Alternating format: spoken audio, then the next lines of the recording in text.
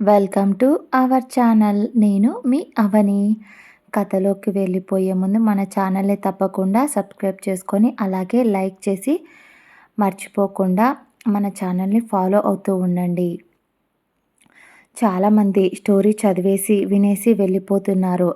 Just అంటే just ఇప్పుడు daily ఇస్తున్నా కదా, ఒక్క లైక్ కొట్టచ్చు కదా, నా కష్టానికి చిన్న సాయం అంతే. ఇక కథలోకి వెళ్ళిపోదాం. ఐ లవ్ యూ బావా పార్ట్ 47. విక్రమ్ పాదాలపై ముద్దు పెట్టి ఏడుస్తున్న నక్షత్ర స్పర్శను గుర్తించిన విక్రమ్ మనసు ఇంకా ఆగనంటుంది. మెల్లిగా విక్రమ్ కళ్ళు తెరిచి చుట్టూ చూడగా అంతా చీకటిగా అనిపిస్తూ అప్పుడే మత్తు వల్ల మసకబారిన కళ్ళు మెల్లగా తెరుచుకుంటూ తన ఎదురుగా ఉన్న వ్యక్తి ఎవరు అన్నట్టు పిలవాలి అంటూ చెయ్యి పైకి ఎత్తి చెయ్యి కదిలించబోయాడు. కానీ నక్షత్ర విక్రమ్ పాదాలపై పడి ఏడుస్తూ ఉండడం వల్ల తనకు తెలియడం లేదు. విక్రమ్ మాట్లాడే పరిస్థితిలో లేడు.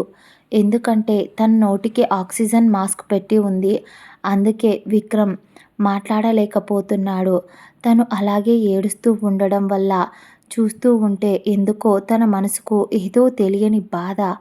విక్రమ్ కంట్లోంచి కూడా ఆటోమేటిక్గా కన్నీళ్లు ఉబికి వస్తున్నాయి. తను ఇంకా ఆపదని అర్థమై చుట్టూ చూడగా తన పక్కన ఒక గ్లాస్ ఉండడం చూసి దాన్ని నేలపైకి తోశాడు. దాంతో అది నేల మీద పడి బల్లున పగిలిపోవడంతో శబ్దం రావడంతో నక్షత్ర ఒక్కసారిగా ఉలిక్కిపడి పైకి లేచి చూడగా విక్రమ్ తన వైపే చూడటం గమనించి తన కన్నీళ్లను తుడిచేసింది. టెన్షన్తో విక్రమ్తో ఏం మాట్లాడాలో కూడా తెలియడం లేదు తనకి. విక్రమ్ మెల్లగా నక్షత్ర వైపు చెయ్యి చూపిస్తూ ఇటురా అంటూ చేత్తో సైగ చేశాడు. నక్షత్ర భయంగానే ఒక్కొక్క అడుగు విక్రమ్ వైపు వేస్తూ ఉండగా అప్పుడే ఆ గదిలోకి అభి, విశ్వ, స్వేచ్ఛ, సత్య అందరూ కలిసి వచ్చారు. ఆ సౌండ్కి విక్రమ్, నక్షత్ర ఇద్దరూ వాళ్ళ వైపు చూశారు. నక్షత్ర ఊపిరి పీల్చుకొని బ్రతికిపోయాను, వీళ్ళు వచ్చి మంచి పని చేశారు అని అనుకుంటూ ఊపిరి పీల్చుకుంది నక్షత్ర.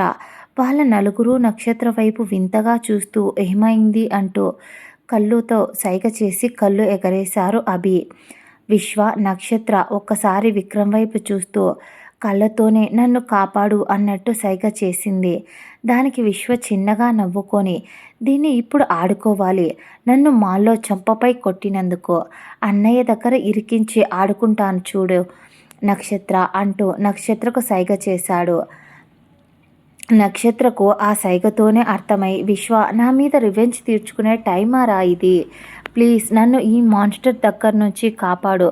అసలే మీ అన్నకు తెలివి ఎక్కువ, నేను వాడిని చూస్తే అయస్కాంతంలా వాడి దగ్గరికి వెళ్ళిపోతాను. అలాంటిది వాడు ఇప్పుడు నన్ను అడ్డమైన క్వశ్చన్లు అడుగుతాడు. పైగా స్పృహలోకి వచ్చాడు. నేను ఇక్కడ ఏం చేస్తున్నాను, నేనే పొడిచి నేనే వాడి గదిలో ఉన్నాను అంటే చంపేస్తారా, ప్లీజ్ కాపాడు అన్నట్టు అందరి వైపు సైగ చేసింది. విశ్వ వైపు రిక్వెస్టింగ్గా చూసింది.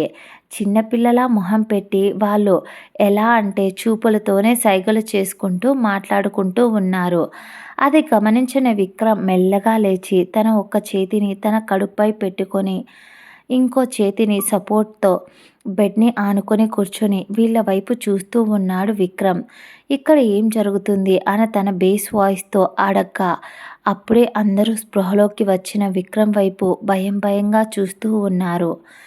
అందుకే దాన్ని అభి కవర్ చేస్తూ విక్రమ్ నీకేం కాలేదు, చిన్న దెబ్బ అంట, 2 days రెస్ట్ తీసుకుంటే సరిపోతుంది అని అన్నాడు డాక్టర్ అని అభి చెప్పేసరికి విక్రమ్ అతని వైపు అయోమయంగా చూస్తూ నేను దాని గురించి అడగడం లేదు, ఈ అమ్మాయి ఉంది కదా నన్ను కత్తితో పొడిచింది, తను ఇక్కడ నా రూమ్లో ఏం చేస్తుంది అభి అని అడిగాడు విక్రమ్ కోపంగా. దానికి అభి కూడా కొంచెం సీరియస్గా ఇందులో తన తప్పేమీ లేదు విక్రమ్ అని అన్నాడు అభి.